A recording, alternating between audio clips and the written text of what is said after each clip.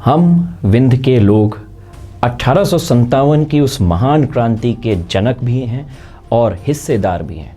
मैं प्रभाकर भट्ट आज आपके समक्ष विंध्य की माटी की उस वीरता के इतिहास को, एक अनसुलझी कहानी को लेके आया हूँ, जिसमें हम विंध्य के लोगों ने 1857 के उस समर में अपना बहुमूल्य अनगिनत योगदान दिया है, जो विंध्य के प्रादुर्भाव में अमर हो चुका है, अमिट हो चुका है। 1857 की उस क्रांति के समय अंग्रेज़ों का, फिरंगियों का, बाहरी शक्तिशाली ताकतों का विंध्य के ऊपर ज़बरदस्त दबाव बन चुका था। यहाँ के राजे, रजवाड़े, जमींदार सभी उस क्रांति की सुगबुगाहट से परेशान थे। ऐसे समय पे एक वीर, बलशाली, अमर, अजर योद्धा ठाकुर रणमत सिंह इस सीक्वेंस में प्रादुर्भाव करते हैं। रीवा के किले में उनका तेलंग ब्राह्मण के लिए अपनी तलवारें खींच लेना और सीधे जनरल ऑर्सवान के सामने विकट स्थितियों में खड़े हो जाना विंध्य के इस महान विरोध का पहला चरण था।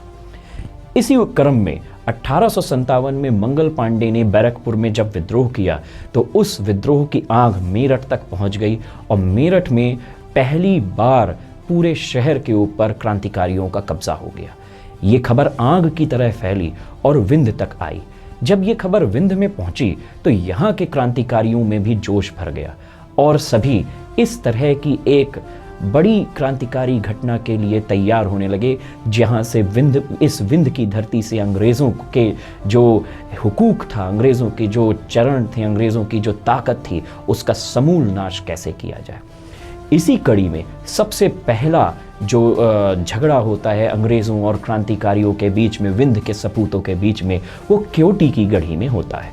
क्योटी और उसके पीछे चित्रकूट तक के जो इलाके थे, यह रणजीत राय दीक्षित की अमलदारी में आते थे। ये अमलदारी लगभग रीवा राज्य के, समूचे रीवा राज्य की आधी थी।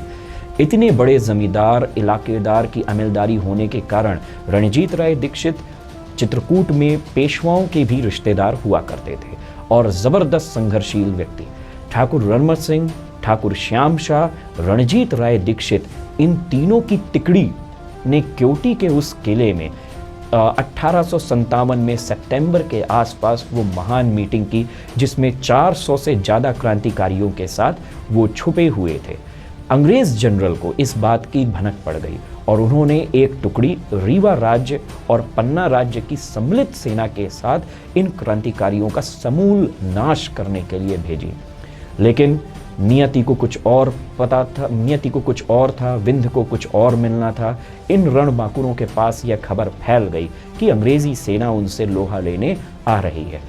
कहीं और छुपने के बजाय उस दिन रणजीत राय दीक्षित, श्याम शाह और ठाकुर रणमत सिंह ने क्योटी की घड़ी में मोर्चा संभाला और वहां पे हुआ विंध्य का पहला, अंतिम और सबसे जबरदस्त संग्राम।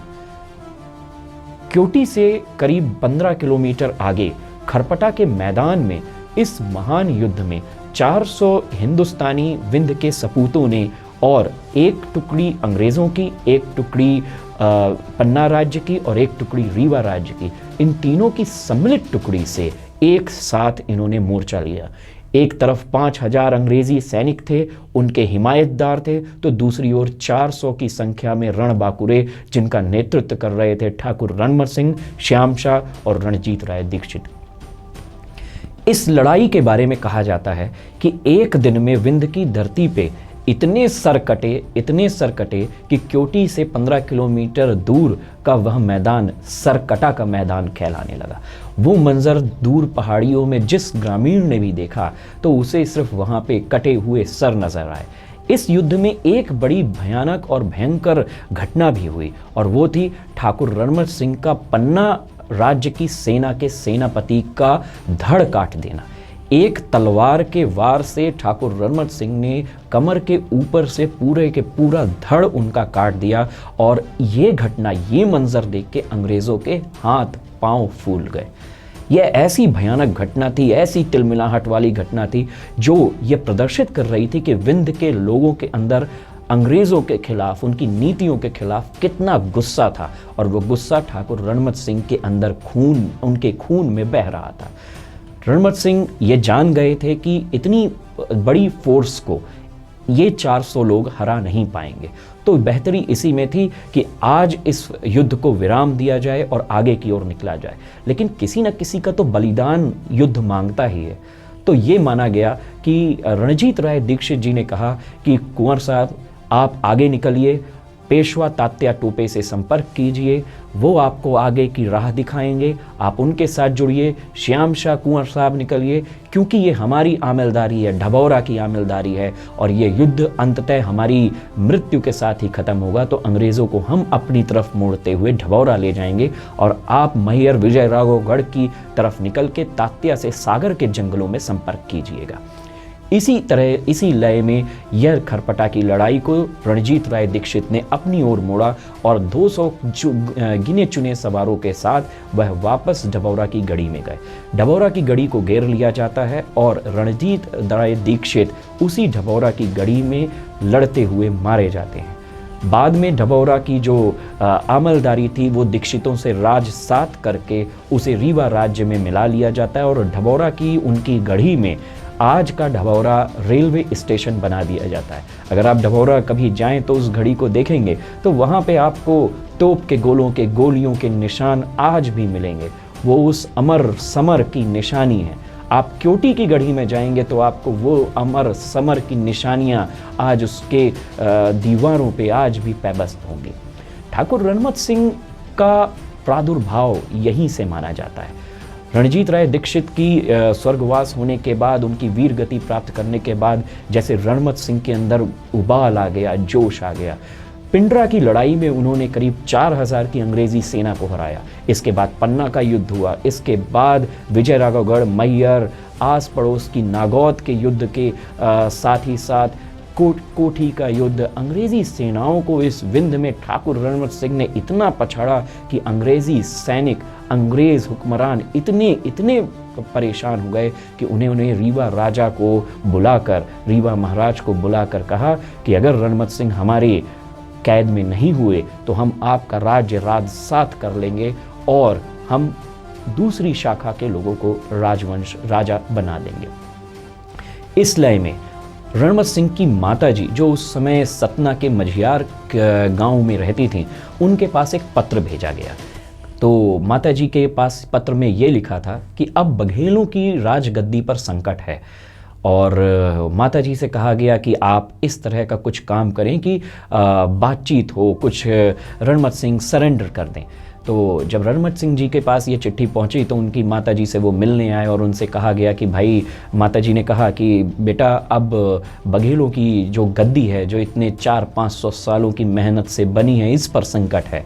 तो अब इस विषय में ऐसा कुछ काम करो कि ये संकट भी टल जाए और देश की क्रांति की मशाल भी ना बुझने पाए। तो रणमत सिंह जी ने कहा कि हम अपना सरेंडर करने को तैयार हैं, हम सरेंडर करेंगे, लेकिन हमारे जो अस्त्र शस्त्र हैं, हमारे जो सैनिक हैं, वो सरेंडर नहीं करेंगे।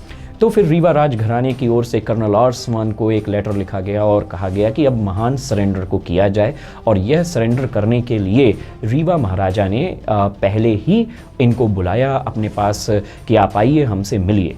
तो रीवा राजघराने में एक मीटिंग होती है। तो जब रणमत सिंह आते हैं कंबल ओढ़ के, तो जब ऑर्समान उनको देखता है, उस बलिष्ठ शरीर को, उस तमतमाते शरीर को, तो कर्नल ऑर्समान के मन में उस वीर के लिए इतनी आदर सत्कार डेवलप होता है कि कर्नल ऑर्समान अपनी कुर्सी से उठ के खड़ा हो जाता है और प्रणाम करता है। ठाकुर रणमत सिंह का रणमत सिंह के समय पे रीवा राजघराने ने ये कंडीशन रखी थी कि ठाकुर रणमत सिंह को फांसी की सज़ा नहीं दी जाएगी। लेकिन कर्नल ऑर्समान एक बड़ा चालाक और बहुत पॉलिश्ड नेचर का व्यक्ति था। उसने ठाकुर रणमत सिंह को, उसको खबर मिल चुकी थी, तो रणमत सिंह को उन्होंने कहा कि आप जाइए, आराम कीजिए, हम कल सवेरे आपके सरेंडर की बात करेंगे। और रात में रणमत सिंह जिस घर में रुके थे, उसी घर में फौज को भेज के उन्होंने उनको कैद कर लिया। ऊपर के हुक्मरानों को ये खबर दी गई कि ठाकुर रणमत सिंह को पकड़ा गया है, कैद किया गया है, जबकि ये एक प्रकार का ऑर्समान का बिछाया हुआ जाल था जिसमें रीवा महाराजा भी फंस चुके थे। महान बघेल सरदार ठाकुर रणमत सिंघा को कैद करके पेशवाओं की मुख्य कर्मस्थली बांदा ले जाया गया और बांदा में ही सन 1859 में उनको बांदा के ठीक रेलवे स्टेशन के सामने भटवाड़ा में फांसी दी गई। उनकी फांसी के बाद उनका अंतिम संस्कार हमारे पूर्वजों ने किया और उनका अंतिम संस्कार करके उनका अस्थि कलश, उनके जो रिमेन्स हैं, उनको ये गंगा नदी में प्रवाहित किया गया। आज भी भटवाड़ा बांदा उनकी अंतिम जो उनके समय कालखंड हैं उसका गवाह है।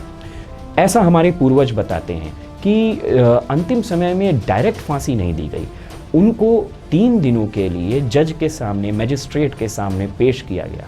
तो ठाकुर रणमत सिंह का कहना था जज के सामने, एक शब्द जो उनका बड़ा प्रसिद्ध हुआ और बांदा की बुंदेली फ्लोर जो लोकल कहानियाँ होती हैं उसमें चलता है कि तुम होते कौन हो हमको हमारे ही देश में कैद करने वाले। ये लाइन बोलने के बाद उनके साथ जो और कैद किए लोग थे, पेशवा थे और सरदार थे, उन्होंने इतना जयकारा लगाया कि ठाकुर रणमत सिंह के उस जयकारे की गूंज आज भी बांदा के उस भटवाड़े में दिखती है। हमारा नमन है ऐसी वीर आत्माओं को, ऐसे संस्कारवान, ऐसे ऊर्जावान इस विंध्य भूमि के सरदारों को। जय हिंद, जय भारत।